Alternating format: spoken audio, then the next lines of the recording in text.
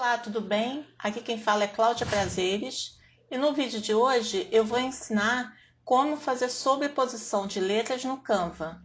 É muito simples. Eu criei essa arte aqui na tela, vamos ver. Vamos fazer este efeito aqui.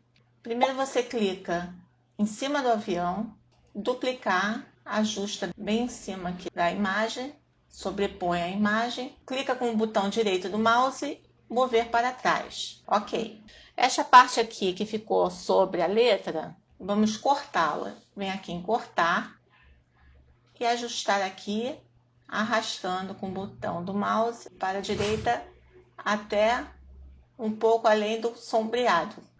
Vem aqui, pronto, ok. Agora esta aqui manda para trás, mover para trás.